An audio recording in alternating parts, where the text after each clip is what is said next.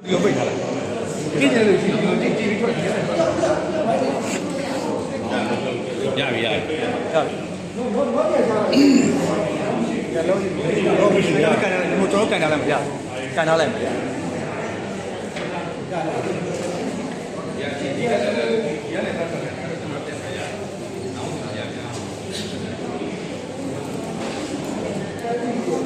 နာမလေးလူတွေအားလုံးတစ်ချက်လာအပြေကြီးကတော့ထွက်ပြီးပါလားစနစ်တရားလေးတစ်တော့လုပ်ပြီးလို့ပါနော်ခမ်းပါလေပါရန်လူတွေရှုပ်ပြီးလို့ပါ